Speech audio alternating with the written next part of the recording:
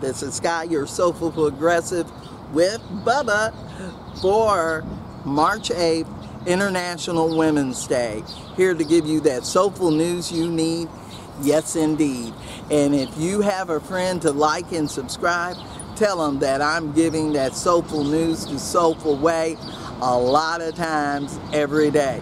I got over 600 videos, check them out. Now, what is it I want to talk to you about today? What is going on? It's the International Day Women's March here in Honolulu, Hawaii, at the Hawaii State Capitol.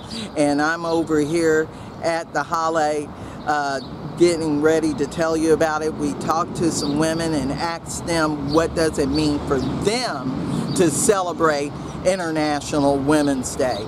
And while we were there, we caught a group of political neoliberal banana republic elites here in Honolulu patting themselves on the back. So we're going to check that out too. So let's go and take a look, then discuss. All right.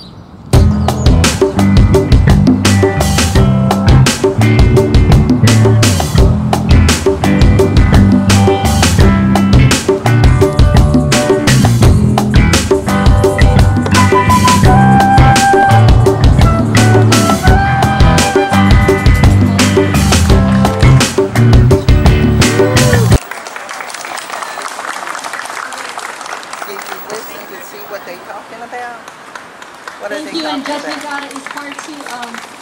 Humble, she's in the district family court judge, and again, we've known how much work and time, and the court's never stopped. I want to do a shout out to all of the judges deal with a bunch of elite women. My high school graduation, Kalani, 16. And most people go to government work first, and then go to private practice and read law. So what I really think English says is that you don't have to take any particular path to get to where you want to go. I got to where I was meant to be and had a job that I felt passionate about for 35 years when I was at the Public Defender's Office. And I hope everyone finds something that they can feel passionate about in the law to get that. So thank you very much.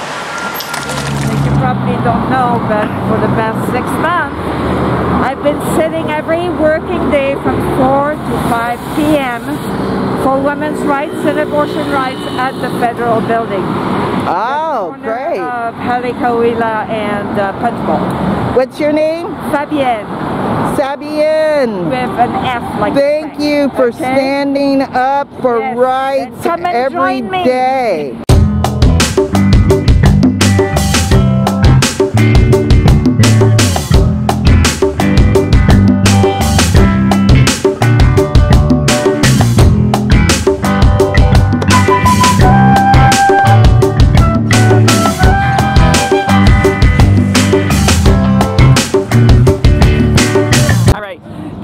To make sure that women's bodies is women's choice.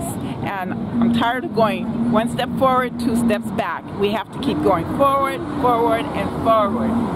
Hey, tell me why you're here today. I'm here for, okay, you're good, sorry, I'm here to fight for the rights of women. All women should have safe access to safe abortions and health care and equality and pay. So I'm here to stand with them and for them.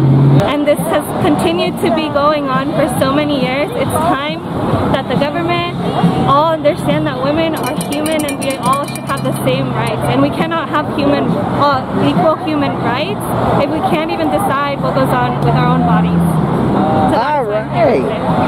Thank you. Thank you. I love your mask. Tell me what today means to you, hon.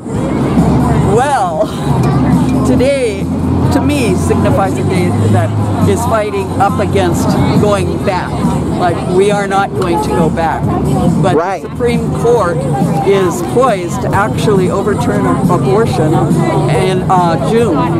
And if we do that, 21 states immediately, like the day after, will outlaw abortion, and then following that, another 6 more, and it'll be cascading. And so our position is we have to stop them with an outpouring, just like in Latin America. America in the streets. Right. Makes it impossible Right. for them to do that. Because one, there will not be a clinic in the South or in the Midwest. So women who live in the South or Midwest, if they want to try to get one, they're going to have to travel very, very far. And for poor people, for the Black and Latino in particular, already in Texas, they're not able to get abortions because they have to travel over to Oklahoma and they have to wait because all of the clinics are smash full, totally full. And so people are already not getting abortions, but that would increase it. And there's going to be a cascade in other issues to LGBT rights, because a lot of those cases in the court were argued on the basis of intimacy, privacy. Roe v. Wade was, and then gay marriage. The laws against sodomy went down. A lot of the various laws, civil rights laws for women, trans, gays, they're all going to be far more vulnerable if Roe v. Wade falls, because that was the precedent for those reforms. So we got to work on it. We got to fight. We got to fight. That's right. Yeah. Thank you. Sure. All right. What does today mean to you? The right to choose. The right to choose. And what does it mean to you? Having my choice. And what does it mean to you? Means control of my uterus. All right.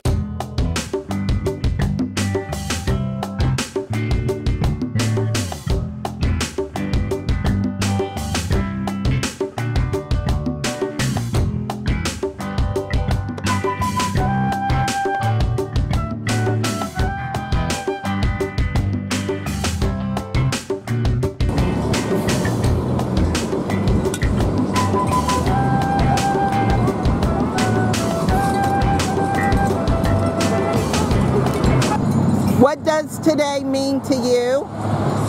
For me, International Women's Day, it means when women step out and continue their fight for liberation. And it's urgently needed, especially in this country with the whole attack on abortion rights.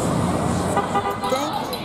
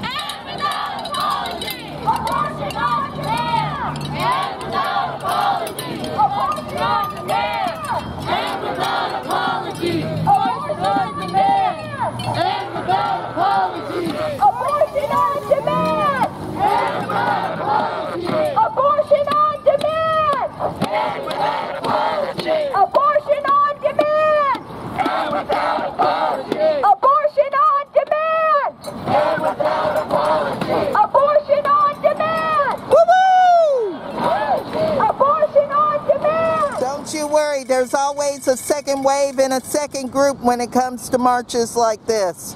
And we got them coming up now. There you go. Stop patriarchy. Whoop, whoop. All right. Woo! All right. Woo! All right. And then they got...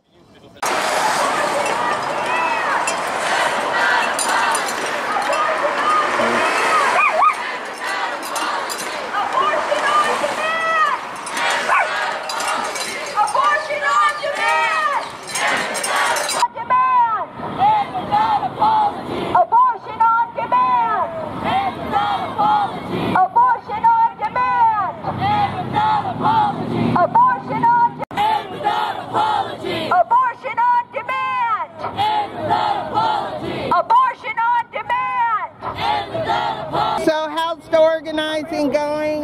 How's the march going today? It's good. We're out here for International Women's Day. So today there are nationwide protests happening happening. One of the main groups organizing is Rise Up for Abortion Rights, and that's the number 4. I encourage people to check out riseupforabortionrights.org.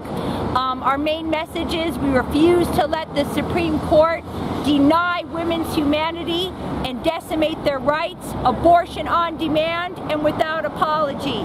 All right. Thanks a lot. I appreciate it. you. All right. Did you check that out? I know you did. They had a lot to say. And did you see those groups? You know who that group is? It's a group of state attorneys, judges, and lawyers and political figures patting themselves on the back, giving themselves accommodations, giving themselves a raise, while all the while looking down on the social programs and structures they should be building up, while all the while they are hanging around. You can't even get into the Department of Health if you needed to apply for food stamps, because they're going to tell you to apply online as if every rich person has internet. You have a group of women taking on elite privilege and status that are working for the state justice department as judges and head attorneys and state legislators that should be in solidarity with the women marchers at the International Women's Day March, but instead they're patting themselves on the back and saying how good they're doing amongst themselves and how they're going to celebrate at the club, you know.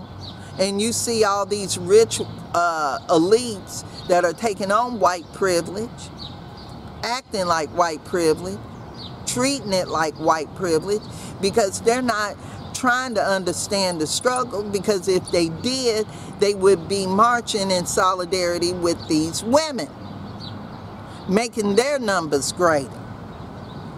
They ain't talking about social programs. They were patting each other on the back. They weren't talking about how they're going to help create a bail fund for single mothers today for International Women's Day. No, they were patting themselves on the back. This is what I'm talking about, people. That is ugly. But I want you to know today's International Women's Day theme is equity bias. What does that mean? That means we need to make things equitable in regards to women and make it fair on all levels. The bias is to recognize there is a bias and there is racism and there is discrimination toward women. And that's the truth too. So what we need to do is recognize this fact so we can work on it. And not just work on it hard. This is a fight. This is a fight for our lives. Things are going wrong, and it seemed like it's falling along class lines because the politicians feel they're in another class. They weren't hand to hand walking over to the Women's March to join them. Those elite women are in their own group, doing their own thing, not giving a damn. You see what I'm saying? And it says a lot when you need to go and vote, and you stop and you think about that.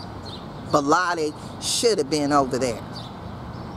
The judge should have been over there. Those district attorneys, those other judges, they should have been over there. International Women's Day ain't about them getting paid.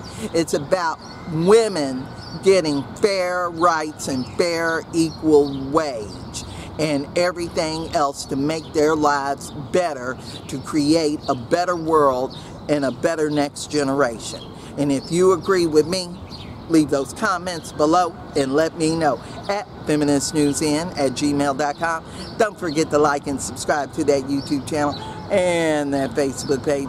And remember, I'm that Soulful Progressive 1 on Twitter, got that rant of the day on Blogger, and I'm no longer that one woman team because I got that news crew, yeah. So remember, in this era of hate, you're going to have to participate. Why? so we don't have to ban our bodies to make rich white men happy. Thanks for watching. Thanks for joining. Peace.